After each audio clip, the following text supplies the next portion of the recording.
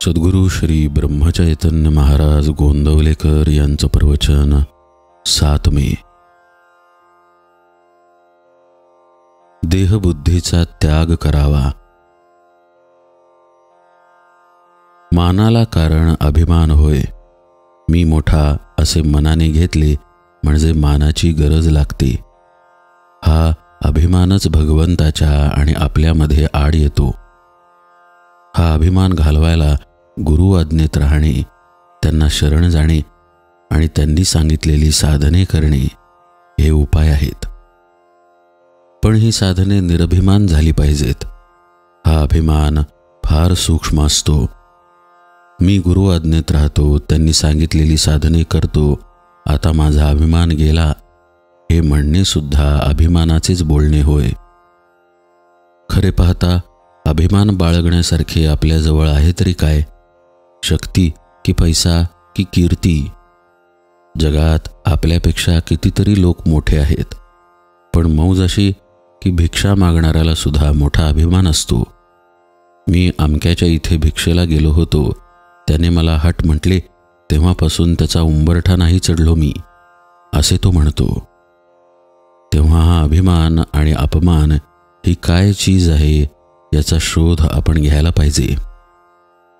याला अगदी मूळ कारण देहबुद्धी. ही देहबुद्धी नाहीशी झाली पाहिजे.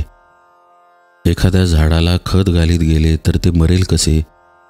मला लोकांनी बरे म्हणावे, मान द्यावा, शिव्या दिल्या तर वाईट वाटते, हे देहबुद्धीला खत घालण्यासारखे आहे.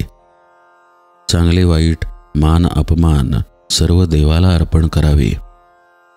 वस्तुतः कर्तेपणच त्याच्याकडे सोपवावे, म्हणजे त्या कृत्याचे परिणाम मनावर होऊ देऊ नयेत. व्यवहारात थोडा अभिमान लागतोच, पण तो केवळ कारणापुरता असावा. वरिष्ठाने नोकरांशी बोलताना अभिमान पाहिजे, पण तो तितक्याच पुरता, त्याचा मनावर परिणाम होऊ देऊ नये. ही देहबुद्धी, हा अभिमान जायला सद्गुरूंचे होऊन राहावे. निदान बळजबरीने तरी मी त्याचा आहे असे म्हणावे. सद्गुरू तुम्हाला नकळत तुमचा अभिमान दूर करतील. परमार्थात संतांचेच ऐकण्यात महत्त्व आहे. तेथे आईबापांचे का ऐकू नये? तर ज्याचे मन त्याच्या ताब्यात आहे, ज्याचे मन स्थिर झाले आहे, किंवा ज्याचे मन नेहमी भगवंतापाशी आहे, अशाचेच ऐकण्यात विशेष आहे. आपल्या देहबुद्धीची तऱ्हा मोठी विलक्षण असते. सगुणोपासना आपल्या सवयीच्या आड येते म्हणून मनुष्य ती करत नाही. फारच सोपे म्हणून तो भगवंताचे नाम घेत नाही, आणि फुकट काय जेवायला घालायचे म्हणून तो अन्नदान करत नाही. असा मनुष्य फुकटच जायचा. देहबुद्धीला ताळ्यावर आणण्यासाठी संतांच्या ग्रंथांच्या वाचनाची गरज आहे. पहाट झाली की थोडा उजेड, थोडा अंधार असतो, त्याप्रमाणे सध्या आपली स्थिती आहे. देहबुद्धीच्या अंधारात भगवंताच्या स्मरणाचा किंचित उजेड आहे.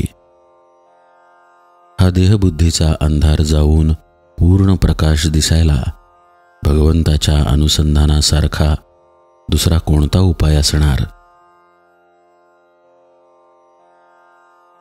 मीपणाची आणि अभिमानाची पूर्णाहुती देणे हाच खरा यज्ञ होय. जानकी जीवन स्मरण जय जय राम.